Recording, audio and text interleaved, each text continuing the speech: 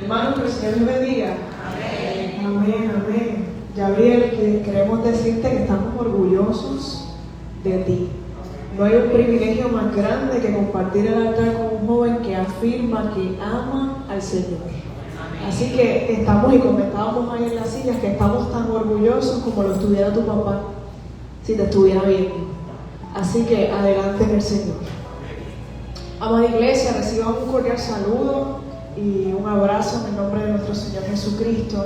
Siempre es un privilegio, y es un privilegio porque estar en el altar es estar en la presencia del Señor. Hoy vamos a predicar bajo el tema Koinonía, la exigencia del discipulado. Y es que hace algunas semanas estuvimos conmemorando la fiesta de Pentecostés, y con ella celebramos con gozo la resurrección y el advenimiento del Espíritu Santo.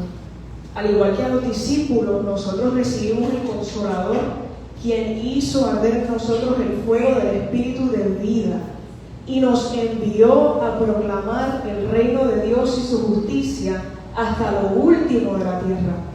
Ahora bien, con la llegada del Espíritu, esto es importante, Cristo nuevamente se hizo presente en la Biblia, en la vida de la iglesia, y dice la palabra en Hechos 1, verso 8, que recibimos poder. Pero ese poder no era un poder simplemente refiriéndonos a la autoridad. Era un poder para que fuésemos testigos. Y esto es una palabra importante, testigos. El apóstol Pablo lo describe en la carta a los Corintios, diciendo que nos comisionó, y escuche bien, y nos identificó como suyos al poner el Espíritu Santo en nuestros corazones como un anticipo, garantiza todo lo que Él nos prometió. Ahora, este anticipo que garantiza lo que nos prometió es para que nosotros y sin reservas. Hoy, siendo el tercer domingo después de Pentecostés, las lecturas que leyó nuestro hermano Gabriel en la liturgia nos recuerdan que el seguimiento de Cristo en el discipulado es radical. Es mucho más que dar testimonio, es una experiencia vital que nos convierte en testigos de la vida y la resurrección de Jesucristo. Pero más que eso, nos encomienda a darle continuidad a su misión y sus enseñanzas. Si estuvimos escuchando la lectura en el Evangelio de Lucas, nos vamos a dar cuenta que para Lucas los discípulos no son meros testigos. Un testigo, si vamos a lo que sería lo jurídico, es una persona que se encontraba en el lugar de los hechos.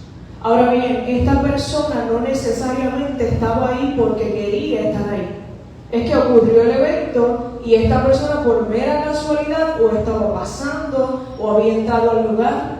Y es importante hacer la distinción de lo que es un testigo en lo jurídico y un testigo en los evangelios, porque para Lucas, y lo dice a sí mismo, ellos y ellas son testigos escogidos de Dios. Ahora, estos testigos eligieron por la fe responder a las exigencias del discipulado. Y la narrativa del capítulo 9, de los versos 57 al 62, nos muestra la magnitud de estas exigencias. Si usted escucha bien esa parte del Evangelio, nos muestra en la segunda sección unas personas que le dicen al maestro: yo te quiero seguir a donde quiera que tú vayas.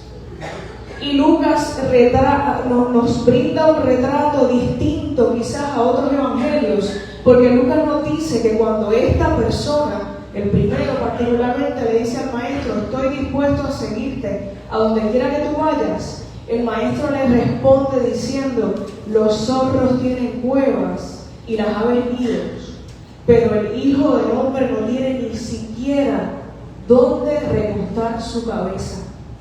Acto seguido, el evangelista nos muestra al maestro diciéndole a otra persona: sígueme.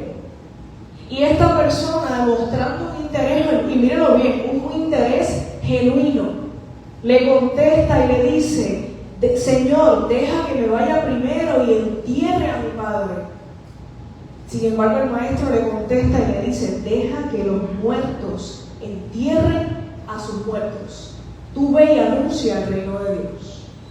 El evangelista va más allá y nos muestra una tercera disposición a servir y a seguir al maestro. Y el Señor y la persona le dice: disculpen, Señor, deja que me vaya. Te seguiré, Señor, pero antes déjame despedir de mi familia. Eso es algo que es lógico. Si usted hoy día coge sus cositas y se va y no le dice nada a nadie, a usted lo van a reportar desaparecido. Y no sé si a usted le pasa, pero a mí me vuelven loca las alarmas a Chanti, la alarma esta, la alarma la otra, cuando hay personas desaparecidas. Sin embargo, en este momento, esta persona que le está dando una respuesta completamente coherente, estas personas que no le están diciendo que no, a esta última el maestro le dice: el que pone la mano en el arado y mira hacia atrás no sirve para el reino de Dios. Y yo no sé para usted, pero para mí estas respuestas son problemáticas, porque estamos hablando de un maestro que les está queriendo decir que llevar el reino de Dios y su justicia es tan importante que hay que ser radical. Más que descubrir la radicalidad del discipulado cristiano, la respuesta del maestro desvela la realidad de que responder al llamado no solamente es aceptar las enseñanzas del maestro, más allá es identificarse con el modo de vivir y con su destino, con la cruz. Es por lo que tenemos que mirar que para Lucas, el evangelista, responder afirmativamente al llamado nosotros mismos, amar al prójimo sin condiciones, cargar la cruz como la mencionamos y seguirle cada día. Y aquí está lo que es imprescindible entender. Todos los días hay que negarnos a nosotros mismos, hay que elegir amar al prójimo sin condiciones, hay que cargar la propia cruz y seguirle. Ahora bien, hay una dimensión que en este aspecto la muestra más la epístola de los Gálatas. Cuando el maestro le pide a la gente que lo siga, se lo pide pensando en que eventualmente vamos a ser una comunidad. Y esa es la dimensión eclesial del discipulado, en el que el maestro entonces les pide a los llamados, a esta comunidad, que se dejen guiar por el Espíritu. Escuchen bien, que se dejen guiar por el Espíritu, para que el Espíritu entonces se derrame en la iglesia y en nombre de Jesús entonces salgan a predicar las buenas nuevas de salvación y nos encomienda el ministerio de la reconciliación. Y aquí hay un juego de palabras que es bien importante comprender. Nos llama para que nos dejemos guiar por el Espíritu, para que el Espíritu se derrame. Cuando hablamos de esta dimensión eclesial, es inevitable referirnos al libro de los Hechos, particularmente el capítulo 2, versos 42 al 47, cuando dice que todos los que creían estaban juntos y tenían en común todas las cosas, y vendían sus propiedades y sus bienes y los repartían a todos según la necesidad. Y perseverando unánimes, que mucho escuchamos eso en las predicaciones, y perseverando unánimes cada día en el templo, partiendo el pan en las casas, comían juntos con alegría y sencillez de corazón, alabando a Dios, teniendo en favor con todo el pueblo. Y el Señor, escuche esto, y el Señor añadía a la iglesia los que habían de ser salvos. Amados y amadas, hay una realidad. Cuando decidimos responder al llamado de Cristo en el discipulado, inevitablemente vamos a tener que llegar a una comunidad y ser parte de esa comunidad. He escuchado múltiples predicaciones sobre este verso específico, donde se le reclama a la iglesia de por qué no estamos juntos, de por qué no estamos unánimes, de por qué no repartimos los bienes. Sin embargo, no escucho, han sido bien pocas las predicaciones en las que he escuchado que afirman o hacen énfasis en el hecho de que nos tenemos que dejar guiar por el Espíritu. Podemos tener muy buenas intenciones, pero si el Espíritu no está, ¿sabe qué va a pasar? No se van a añadir a la iglesia los que deben ser salvos. Por tanto, dicha perseverancia en la común unión, no sé si lo habéis escuchado, pero cuando damos la comunión a la iglesia, no solamente dar los elementos, el pan, dar el vino y recordar ese evento, estamos haciendo memoria de que alrededor de una mesa habían unos discípulos en común unión. Esto hace referencia al amor fraterno, a la solidaridad y a la hospitalidad. Ahora bien, había un rasgo inconfundible que tenía la primera iglesia, y es que ellos estaban todos juntos gracias a la coinonía. Coinonía no es otra cosa que podernos sentar en una mesa, no estando siempre de acuerdo, pero respetando todas las opiniones de los demás. La coinonía es responder al llamado y servir, sabiendo que a mi lado quizás hay una persona que no piensa igual que yo, que quizás no opina igual que yo, pero el amor por el Señor es tan grande que vamos a dejar de un lado las diferencias para poder servir al Maestro. La coinonía, que es un fruto del Espíritu, y lo vamos a ver, fue la revolución, debo decir, más honda que Jesús de Nazaret llevó a su máxima expresión. Cuando Jesús le da el nuevo mandamiento a los discípulos, le dice que os améis unos a otros como yo os he llamado. Y la realidad es que este mandato, los discípulos y las discípulas no siempre lo llevaron como Jesús se los pidió. Y aquí es que entra la carta a los Gálatas. Mire, la carta a los Gálatas es una carta que se escribió con rabia y con amor a la misma vez. Yo no sé si a usted no le ha pasado eso, pero a mí me han dado ataques de rabia por amor. ¿No le ha pasado eso? A mí me pasa bien a menudo. El ataque de rabia por amor es cuando uno ama tanto a esa persona que te lo he dicho, te lo he dicho y te lo he dicho, y cuando cometes el error voy y te saco con rabia y me da coraje y te saco, pero voy y te saco porque te amo. Y la carta a los Gálatas, cuando el apóstol Pablo la escribe, hay un conflicto bien difícil. Había un grupo de cristianos, y piense esto, el apóstol Pablo cuando el Señor lo llama a ser apóstol a los gentiles, y él enfrentó muchos retos, porque los gentiles eran personas que no merecían escuchar el Evangelio. Ahora bien, el apóstol Pablo desata muchas luchas para llevar su apostolado y comienza viajes misioneros para predicar en estas iglesias. Y Pablo fundó iglesias en los distintos lugares. Ahora, Pablo fundaba las iglesias, dejaba un liderato establecido y seguía llevando la predicación del Evangelio. Y en un momento dado llega a los oídos de Pablo un conflicto en los Gálatas. Es importante notar que en Galacia eran muchas comunidades, por lo tanto, esta epístola no va dirigida a una sola iglesia, va dirigida a distintas comunidades. Y en esas comunidades había una sinagoga muy bien establecida. Y un grupo de cristianos judaizantes empezaron a predicar la circuncisión, porque ellos veían a los gentiles como una especie de prosélitos, de nuevos convertidos. Por tanto, ellos empezaron a predicarles que se tenían que circuncidar.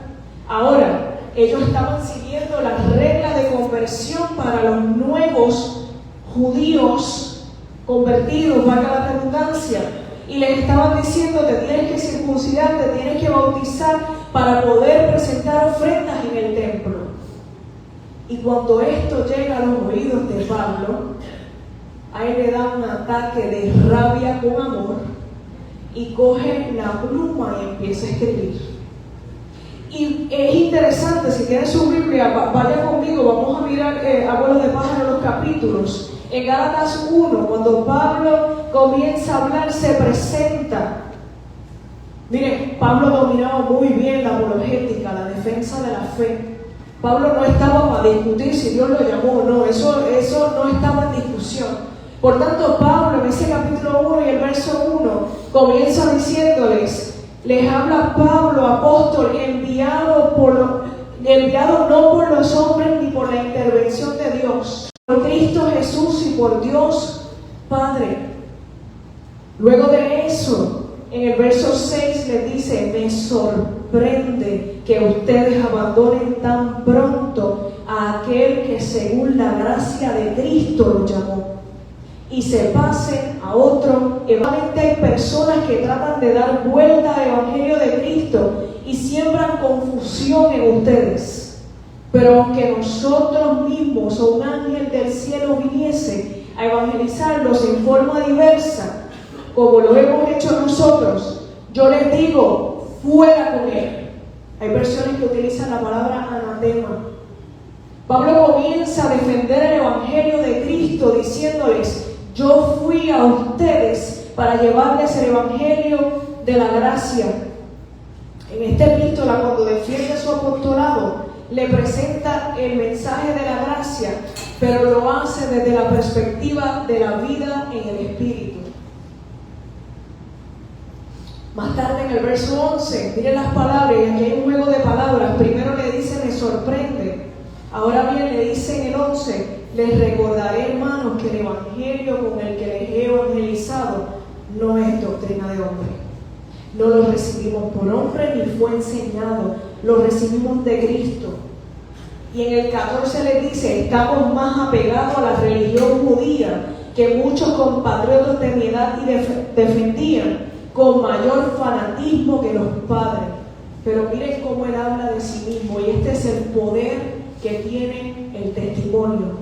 En el verso 15 él le dice, pero un día aquel que había escogido desde el seno de mi madre, hablando de sí mismo, por pura bondad le agradó llamarme y revelarme a su Hijo.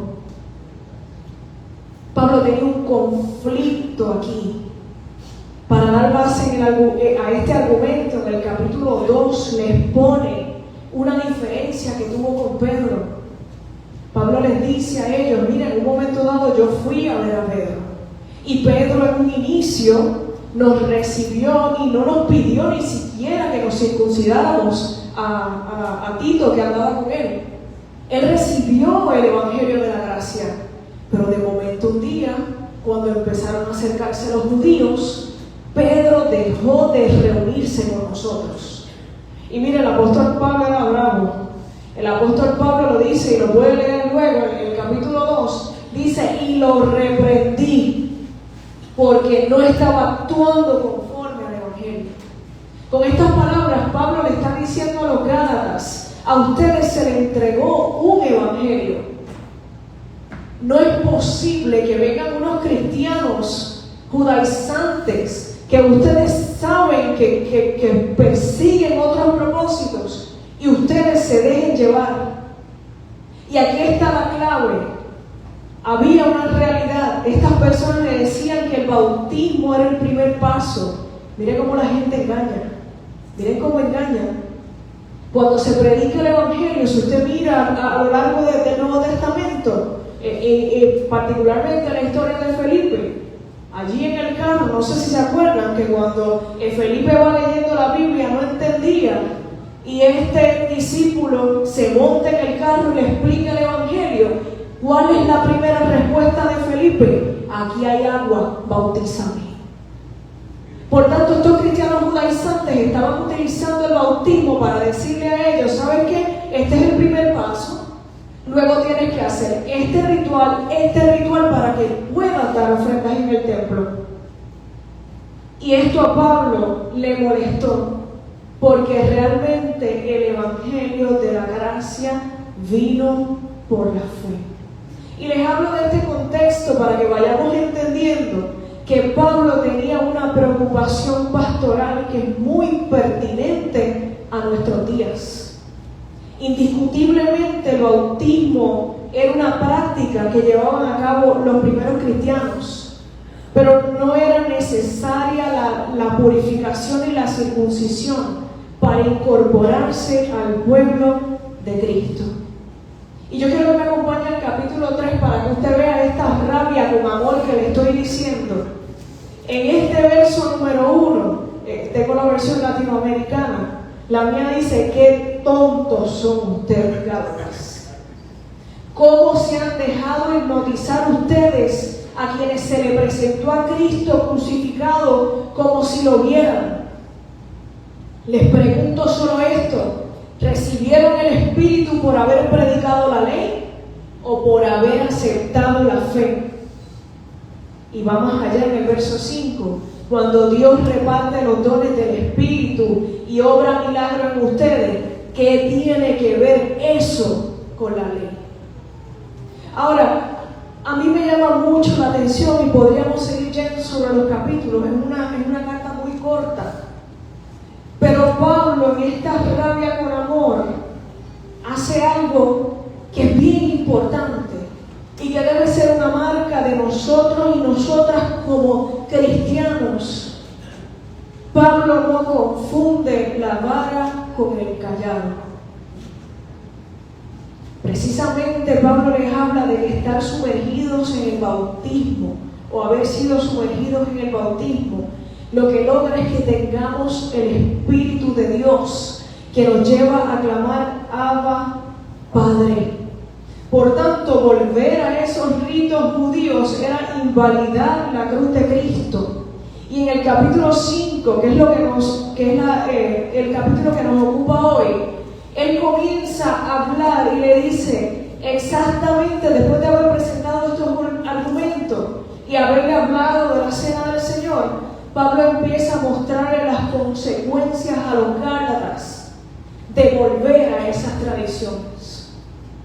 Cuando yo leía, yo le decía: Señor, esto es un pasaje complicado, esto es un pasaje pastoral, esto es un pasaje que es una exhortación, pero es una exhortación que es dada con corrección. Y en este capítulo 5, Pablo entonces le dice: nuestra vocación es la libertad. Pero no hablo de esa libertad que encubre los deseos de la carne, sino del amor por el que nos hacemos esclavos unos de los otros. Cuando hablamos del discipulado, amados y amadas, es un llamado radical. Seguir a Cristo no es fácil. Seguir a Cristo donde quiera que tú estás no es fácil. Donde yo trabajo, soy capellán. Hay muchas personas que dicen que yo soy demasiado de buena. Digo, yo se los agradezco, por el buen. Gracias. Yo a veces pienso que no soy demasiado buena. Pero realmente ahí tú te das cuenta cuál es la percepción que la gente tiene de tener ética. Cuál es la percepción que la gente tiene de no mentir cuando eso a mí me beneficia. Que la gente no entiende cómo tú vas a venir a ayudar a otro quitándote tiempo tú. ¿Por qué razón? La gente no entiende que cuando estamos en Cristo, lo que nos motiva es que por amor a Él, porque Él nos pidió que nos amáramos los unos a los otros. Muchas veces hay que poner muchas cosas al lado. Amados y amadas, es que hacer iglesia, y miren cómo lo estoy diciendo, hacer iglesia es una expresión que restaura y reencarna el sentido de la coinonía. Para la iglesia es necesario hacer comunidad, practicar la comunión y experimentar la integración. En los Gálatas había un conflicto grande. Y esto es importante, amada iglesia. y quiero hacerlo con mucho respeto y con mucha cautela. En todas las comunidades van a haber diferencias, en todas. El día que usted llegue a una comunidad donde no las haya, lo felicito porque llegó al reino de Dios y no sé qué pasó porque no se dio cuenta. En todas las comunidades va a haber diferencias y va a haber personas que van a querer hacer las cosas de una manera y van a haber otras personas que van a querer hacerla de otra. Y es inevitable que choquemos. Pero usted sabe por qué chocamos. Porque estamos cerca. La iglesia que no choca, la iglesia que no tiene diferencia, la iglesia que cuando tú la miras todo es espectacular. Eso es un show. Eso no es una comunidad. Aquellos que tengan hermanos, que presumo que la gran mayoría tienen, no sé si usted se acuerda, a mí me pasaba, a mi hermano le podía dar solamente yo. ¿Verdad que sí, Miguel? Yo. Peleábamos, pero olvídate. Ahora, el día que él estaba en un revolú, digo, yo no tenía mucho con qué hacer frente, pero allí estaba yo. Y es que hay una realidad, amados y amadas. Cuando estamos en comunidad, cuando somos iglesia, tenemos un propósito en común. Ahora Pablo le señalaba a esta iglesia por cuanto se dejaron engañar. Y escúchame bien, iglesia, van a llegar los falsos maestros y van a llegar los falsos pastores y pastoras. Y entre nuestra comunidad se va a levantar gente que dicen que son y no son. La misma palabra habla de que son lobos rapaces vestidos de oveja. Y el problema que había en esta comunidad por la que Pablo tenía rabia es porque él le había enseñado la palabra de verdad. ¿Qué pasó en el camino? Que estas personas se meten y no nos damos cuenta. Pablo aquí les estaba reclamando qué pasó con el discernimiento. Ustedes fueron llamados a la libertad. Ahora bien, el apóstol hace una observación muy importante. Esta libertad no es para encubrir los deseos de la carne. Esta libertad es para poder amar a Cristo, para poder servir a Cristo en los demás. Y para poder vivir una vida santa en el Espíritu. En el verso 15, Pablo le dice, mira, las obras de la carne es bien fácil reconocerlas. Y escuchen bien, pero si se muerden y se devoran unos a otros, cuidado, dice mi versión. Esto es algo que es importante que estemos pendientes. Porque la palabra que dice que si necesitamos sabiduría, que la pidamos. La palabra dice que el Espíritu reparte los dones. La palabra dice que el Espíritu se mueve en medio de la iglesia. Ahora, cuando tenemos personas que se están mordiendo y devorando unos a los otros, aquí hay algo que se perdió en el camino. Aquí hay personas que han descuidado las disciplinas espirituales al punto de que están permitiendo que sean, y la palabra lo dice, nuestras pasiones. Cuando usted ve a un niño, los niños nacen siendo egoístas, los niños y las niñas. Y la gente dice, no creo que los niños son inocentes. Usted como que no ha criado a un niño. Los niños cuando tienen hambre gritan y gritan y gritan hasta que ese deseo no se sacie. Ese niño o esa niña no va a dejar de gritar. Mientras van creciendo un poquito más, entonces hay que enseñarles a compartir. Usted no se ha dado cuenta, los que tienen hijos, la primera tres palabras que se aprenden los niños son mamá, papá y mío. Sí. Ellos no hablan, pero esto es mío.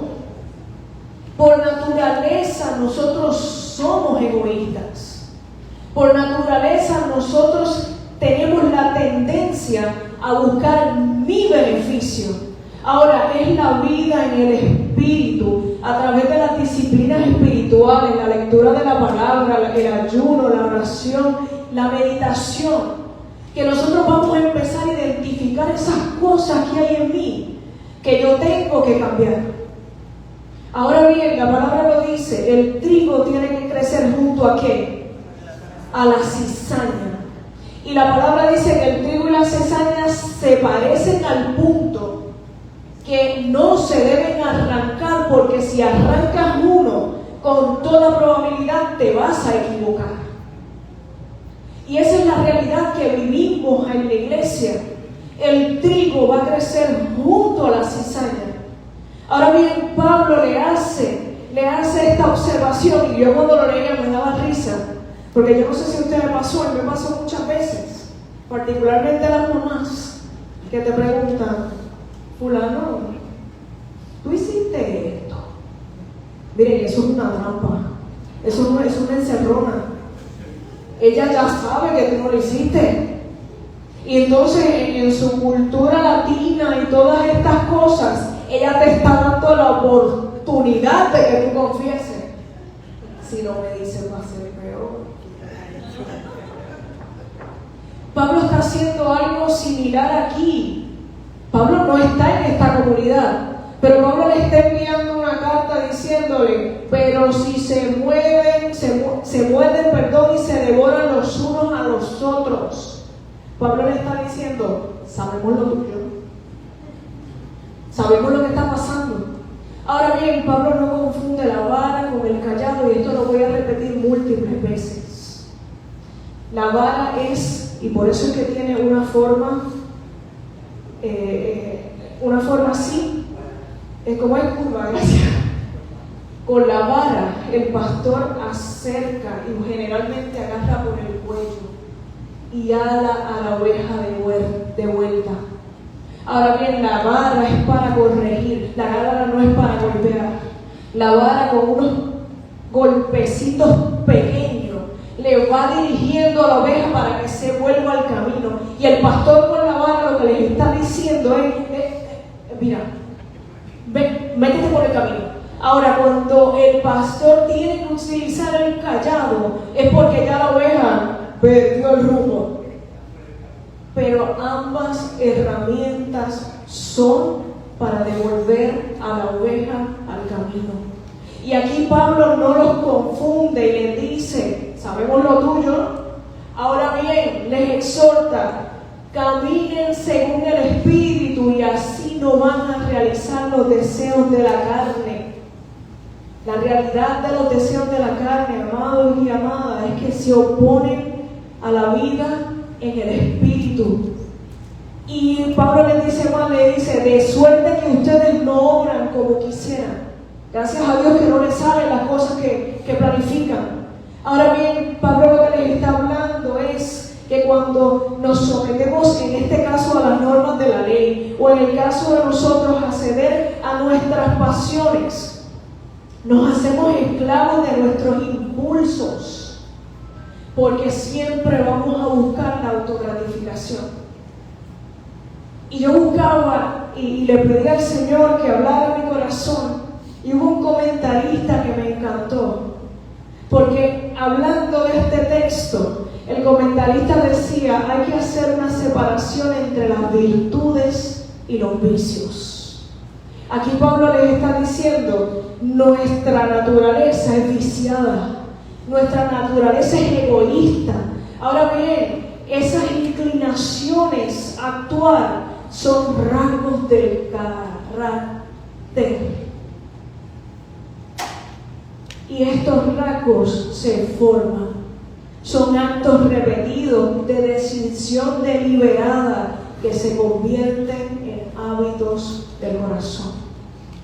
Miren, un imperio no se cae de la noche a la mañana. Nosotros los seres humanos tanteamos el terreno. Empezamos con una mentirita blanca. y me salió.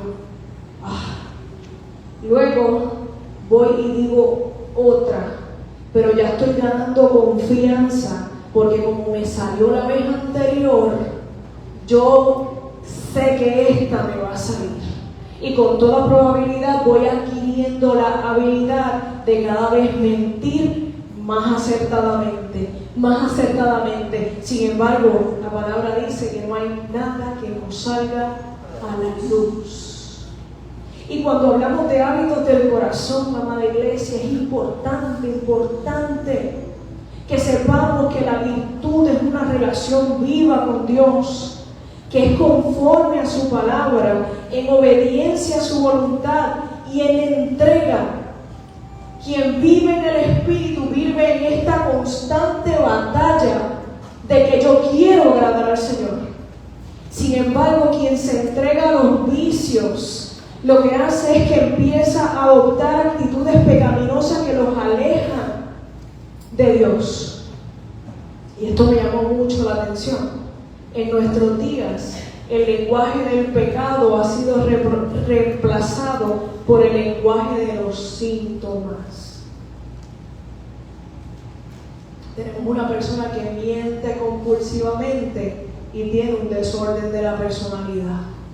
Tenemos una persona que roba y entonces empezamos a hablar y a decir que es que creció en un hogar disfuncional. Tenemos una persona que maltrata, que golpea, es que eso fue lo que vio de su casa.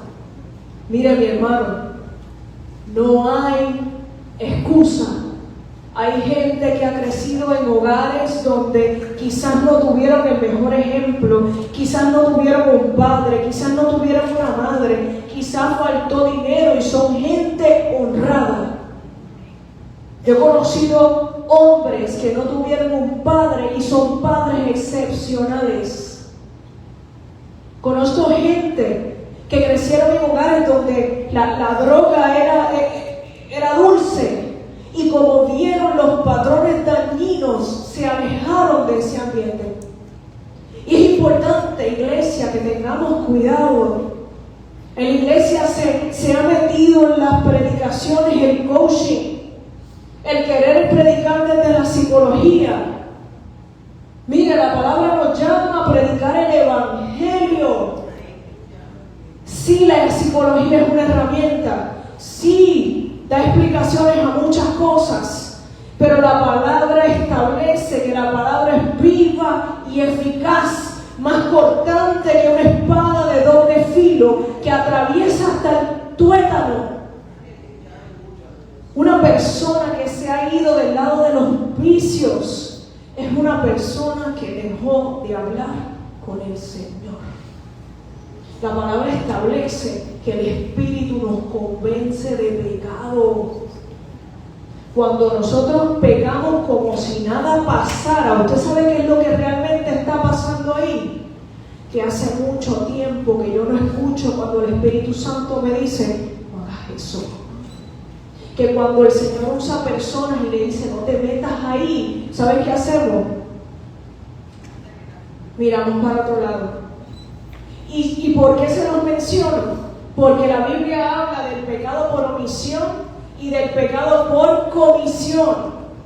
Santiago, hablando del pecado por omisión, dice en el capítulo 4, verso 17, el pecado está en aquel que sabe hacer lo bueno y no lo hace.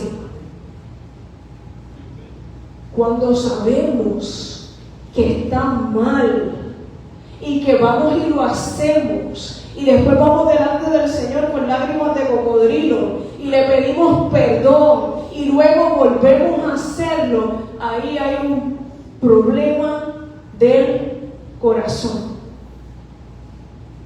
Otro tipo de pecado es el pecado por comisión.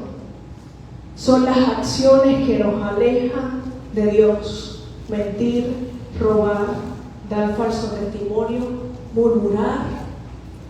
Siempre vamos a vivir, amada iglesia, en una tensión constante entre los deseos de la carne y los deseos del Espíritu.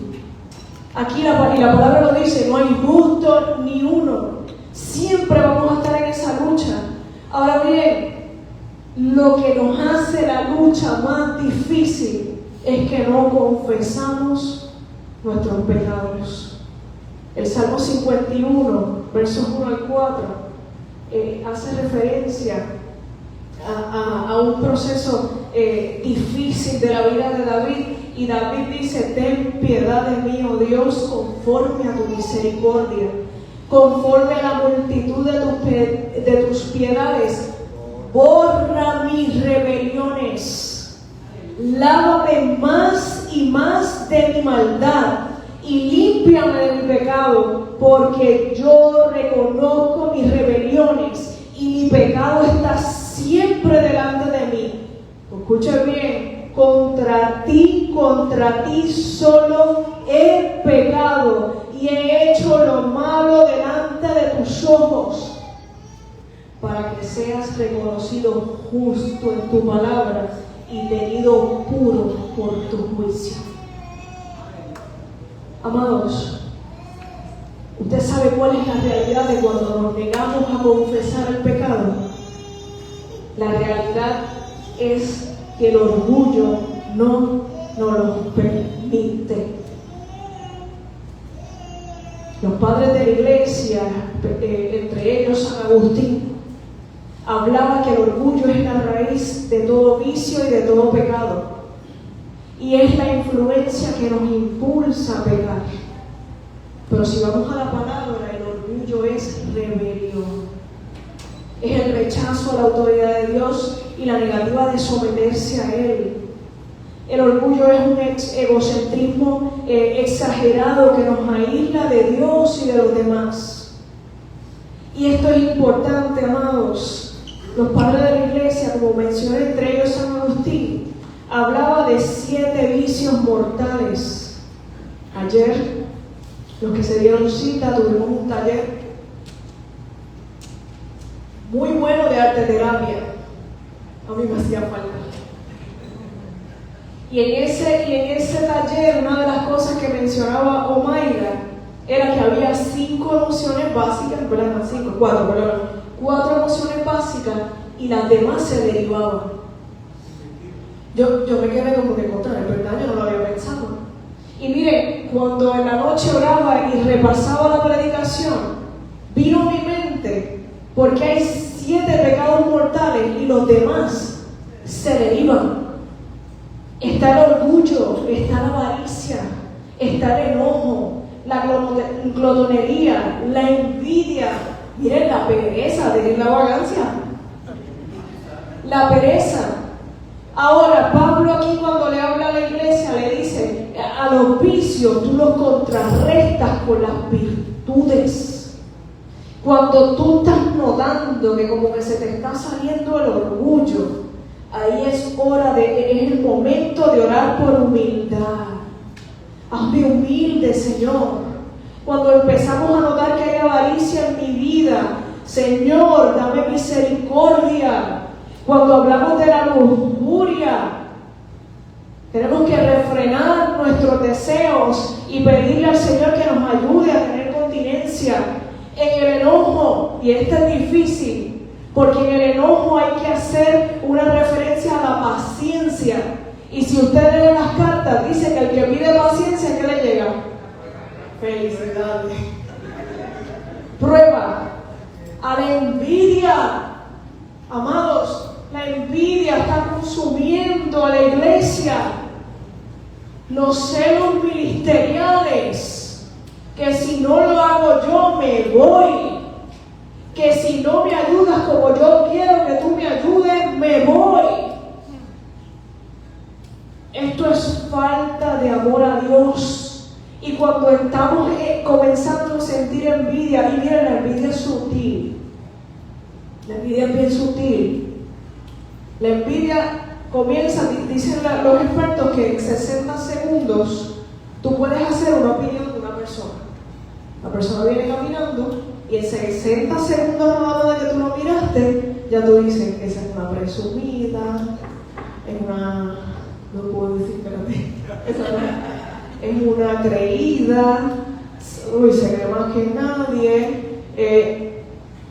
¿Qué pasa con eso? Miren, esas cosas dicen más de nosotros que de la persona. Porque si para mí el ser creído no es tan importante, yo ni lo voy a notar. No me voy a dar ni cuenta. Le voy a dar un ejemplo bien sencillo. Hay gente que está pendiente a la ropa. Hay gente que dice, se la pone todos los domingos.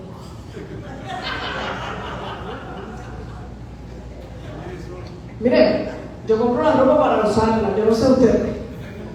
Y si me sale bueno y cómodo, me lo pongo todos los domingos. ¿Y los maones? ¿Cómo? ¿Y los maones? Y los maones. Miren, le traigo un ejemplo bien sencillo. Pero es tan normal que estamos perdiendo de vista que estamos pecando. Cuando a mí me importa más cómo se ve, que me hable como yo quiero que me hable, que haga lo que yo quiero que haga, yo tengo un problema en mi corazón. Y esto Pablo lo contrarresta diciendo, en cambio el fruto del Espíritu es caridad, es alegría, es paz, es comprensión, generosidad, bondad, fidelidad, mansedumbre y dominio propio. Y miren esto, contra estas cosas no hay ninguna ley. El fruto del Espíritu, amados y amadas, es que intentemos por todos los medios que el carácter de Jesús, o vamos a decirlo así, que mi carácter se parezca al carácter de Jesús. Ahora, esto solamente se produce por medio del Espíritu Santo. El fruto bueno es el resultado de la relación con Dios. Ahora miren, tenemos que ser humildes. Tenemos que reconocer que dependemos de Él. Tenemos que reconocer que el remedio santo es ir delante de la presencia del Señor y pedir perdón. Esta parte de la carta Pablo la cierra diciéndoles: los que pertenecen a Cristo Jesús han crucificado sus impulsos y sus deseos. Si ahora vivimos según el Espíritu, dejémonos guiar por el Espíritu. Y aquí entra una dimensión importante para ir cerrando. El arrepentimiento no es meramente sentirme mal porque lo hice mal. El arrepentimiento requiere confesión. Y que mucho nos cuesta saber que obramos mal e ir donde una persona y decirle: yo obré mal, fui yo, me perdonas. Y quiero hacer la salvedad. La realidad es que no siempre nos van a querer perdonar.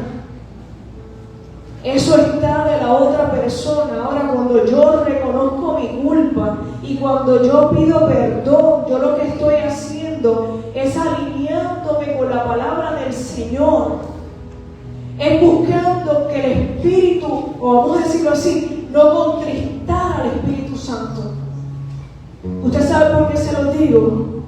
Tenemos ese lema ahí al final y dice: volvamos al camino.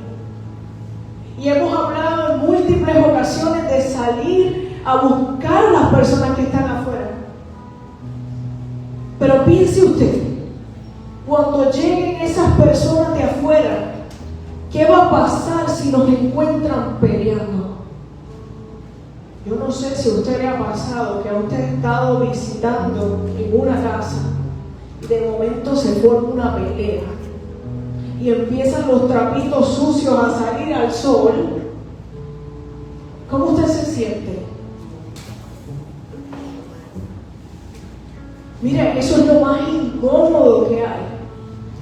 Porque mire, en primer lugar eso a usted no le importa. En segundo lugar usted no lo puede resolver. Y en tercer lugar es como que compórtense. Ustedes no pueden pelear cuando no estamos. La realidad del asunto es que si nosotros y nosotras en esta casa no nos ponemos en orden, Cuando las personas que entren por esa puerta, entren, valga la redundancia, y vean lo que hay, como mismo entraron, van a salir. Es importante que sepamos que el arrepentimiento y la confesión es la clave para apartarnos de las obras de la carne y producir frutos del Espíritu. Que muchas veces, yo recuerdo una vez, había una persona en una iglesia donde yo hice la práctica pastoral y yo empecé a notar que no me saludaba. Y mire, hay cosas que yo no me doy cuenta. Yo, feliz, no me doy cuenta. Pero en un momento dado, un día, estábamos sentados 3 en una línea, en unas sillas, y la persona saludó a uno, me brincó, saludó al otro y se fue. Y yo le dije, ay, aquí no puedo decir que no lo vi. Y yo recuerdo que en oración, yo le decía, Señor, yo realmente no sé qué pasa. Y yo recuerdo que el Espíritu me inclinaba, ven y pídele perdón.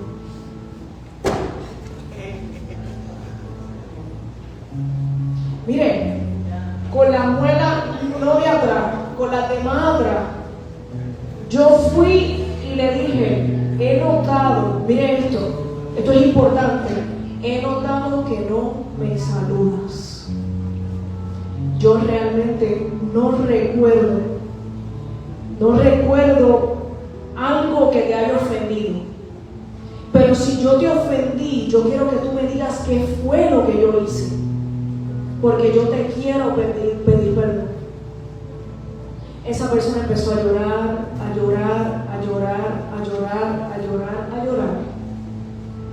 Nunca me dijo qué fue lo que hice.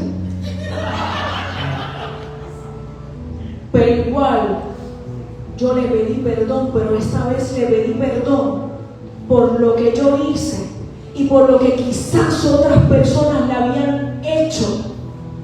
Y lo tenía aquí en el corazón. Yo les quiero decir algo, iglesia. Cuando el Espíritu nos llama a servir, nos llama a servir con el corazón. Pero el corazón tiene que estar guiado por el Espíritu. Esto es un mensaje de los que me van a mirar con los ojos así y no se zafa ni un amén. Pero es importante que miremos. El salmista decía en el Salmo 19, ¿quién podrá entender sus propios errores? Mire, cuando usted hace algo que está mal y alguien lo confronta, usted tiene una explicación. Mira, yo lo hice porque no sabía, lo hice porque pensé que esto era así. Sin embargo, el salmista dice esto, ¿quién nos entiende? Líbrame de los que me son ocultos. Preserva también a tu siervo de la soberbia, que no se enseñoree de mí. Entonces voy a ser íntegro y estaré limpio de mi rebelión. Iglesia, es hora de dejar las viejas rencillas, de sacarlas a un lado, porque es más importante que el Espíritu se mueva, que el Espíritu bendiga, que el Espíritu haga a las cosas que yo tengo guardadas en mi corazón. El salmista también en el Salmo 51, verso 10 dice, crea en mí, oh Dios, un corazón limpio y renueva un espíritu recto dentro de mí. No me eches delante de mí, ni quites de mí tu Santo Espíritu. Yo esto lo digo mucho y no me voy a cansar. Un día el Señor nos va a llamar a su presencia y nos va a preguntar, ¿qué hiciste con lo que puse en tus manos? Sería triste que perdamos la salvación por no crear espacios de perdón, por no soltar, por aferrarnos, por querer imponer lo que nosotros queremos sobre los demás. Y es por lo que hoy yo les recuerdo, me uno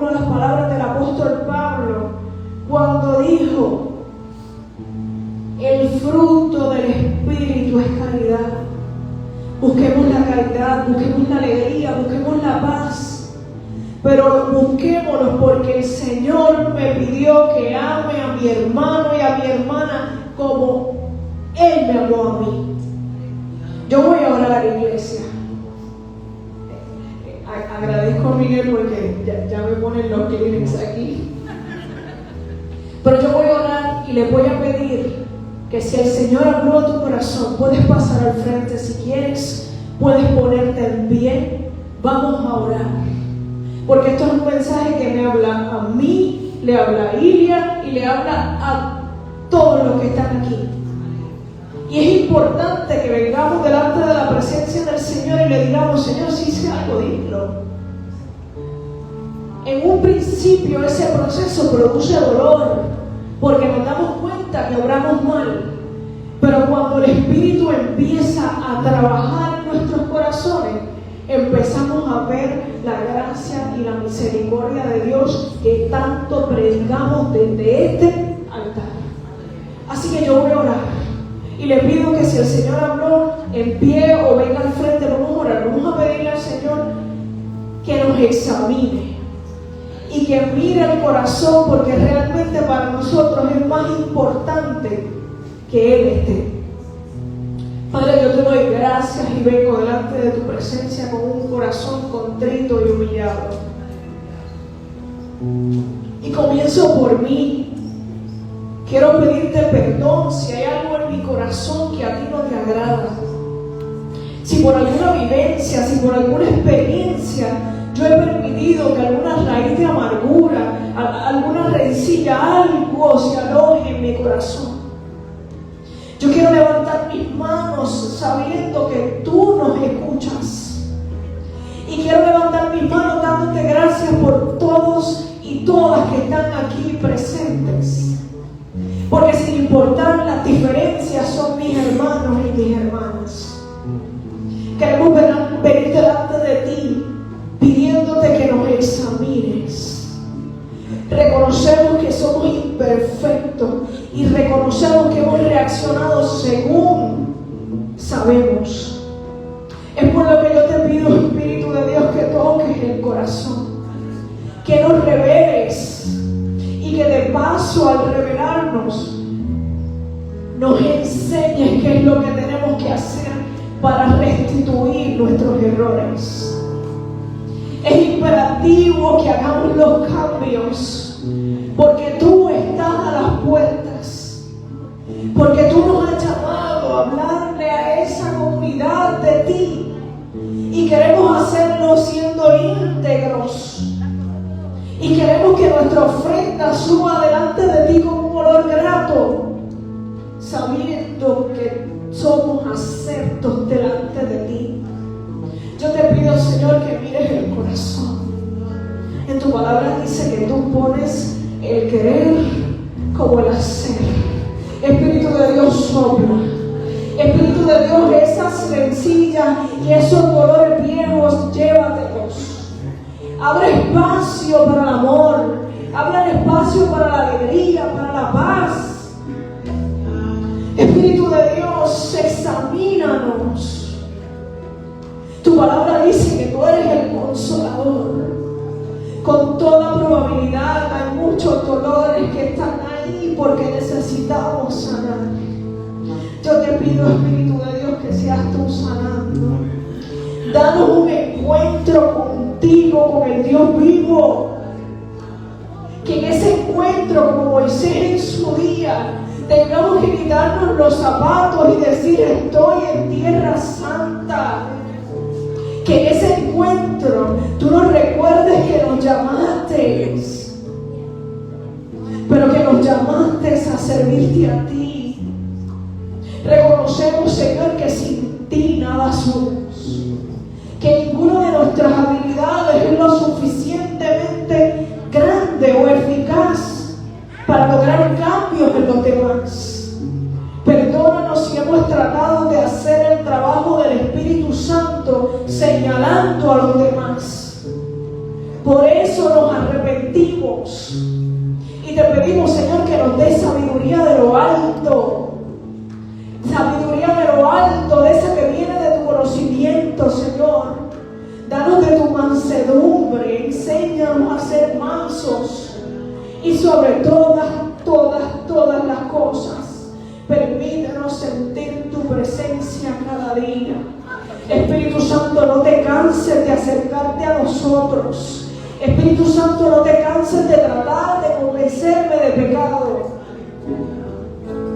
Porque escuchar tu voz es lo más importante que podemos tener. Señor, aquellos que están en posiciones de liderato, ayúdanos a no confundir la vara con el callado. Ayúdanos a tener misericordia de los demás como quisiéramos que la tuvieran con nosotros. Quita de nosotros la soberbia y el orgullo, que pensamos que nosotros somos los que damos oportunidades. Padre, que podamos entender que cuando damos por gracia lo que por gracia hemos recibido.